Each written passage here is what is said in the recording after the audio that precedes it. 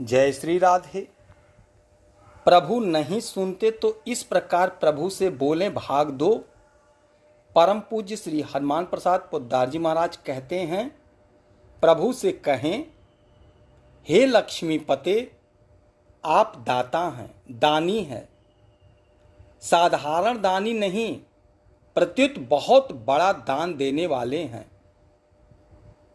आप जनों से सुना है कि संसार भर से निराश होकर जो याचक आपसे याचना करता है, आप उसे रीता नहीं लौटाते, उसकी झोली भर देते हैं। प्रभु, मेरी पुकार सुनो और इस अर्थ संकट से मुझे बचाओ। रुपए मिलने की कहीं आशा ना हो तो इस प्रकार याचना करना चाहिए। एक भक्त की एक सत्य घटना,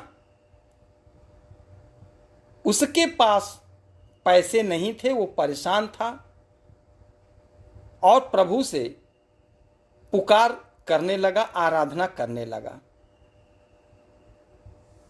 रुपए मिलने की कहीं आशा नहीं थी। अपना कमाया हुआ सारा धन शिक्षक के लिए जितना भी मिलता था, बीमा और 1/3 पेंशन सब बेचकर 3,500 करीब 14,000 एक दूसरे मकान में लगा दिया। यद्यपि जमीन हमारे बड़े लड़के गिरीश के नाम से थी, तथापि मैंने सारी कमाई उसी में लगा दी। सोचा था आरा वाला मकान 20,000 में बिकेगा तो 10-10 हजार दोनों लड़कियों को दे देंगे, पर बात दूसरी ही हुई। मकान बिका नहीं और विवाह निश्चित हो गया।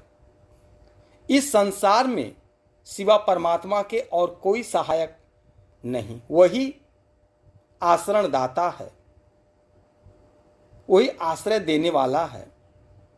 मैं नित्य प्रति Ratu road, Harmu road junction के निकट श्री राम मंदिर में, जिसे पंच मंदिर भी कहते हैं, जाता और उपयुक्त मंत्र का जाप करता था।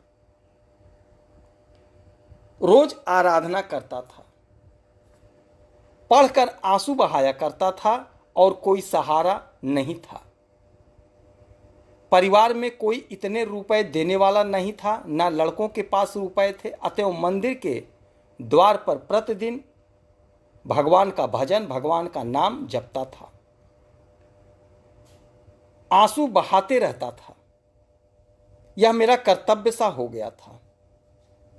हाँ, अपना विद्यालय का काम मैंने जारी रखा, छुट्टी नहीं ली। कई दिनों के बाद प्रभु की नजर फिरी, उनका सिंहासन डोला और रातू रोड के उत्तर काके रोड में स्थित श्री चक्रवर्ती बाबू ने, जिनके यहाँ मैं रोज सवेरे बच्चे को पढ़ाने जाया करता, एक दिन मुझसे पूछा, मास्टर साहब, आजकल आप बहुत चिंतित दिखाई देते हैं। मेरे यहाँ आप पढ़ाने आते हैं पर आप दुखी अवश्य हैं। मैंने सारी कहानी कह डाली। इस पर उन्होंने कहा, आप मकान बेचने में जल्दी ना करें, मैं इंतजाम कर दूंगा। इस पर मैंने अपने हृदय में सोचा, ये बंगाली बाबू कितना देंगे, मुझे चाहिए हजारों, 13-14 हजार।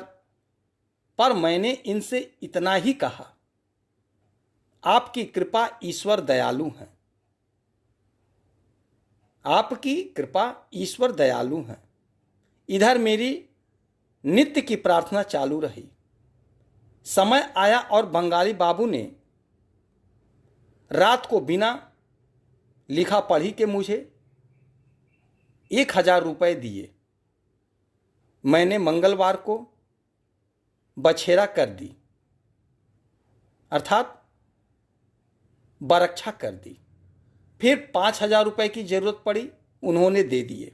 तत्पश्चात बसंत पंचमी को फिर 5,000 रुपये दिए और अंत में 2,000 रुपये विवाह के कई दिन पहले दिए। इस प्रकार उन्होंने मेरी सारी मांगे सहर्ष पूरी की। ईश्वर उनका भला करे। जब मेरा मकान बिका, मैंने उनके सारे रुपए लौटा दिए। ये सब रुपए बिना सरकारी रजिस्ट्री, केवल साधारण कागज पर उन्होंने मुझे दे दिए थे। यह सब लिखने का तात्पर्य यही है कि कोई भी आतुर प्राणी अनन्य शरण होकर प्रभु को पुकारते हैं तो प्रभु उनकी पुकार अवश्य सुनते हैं।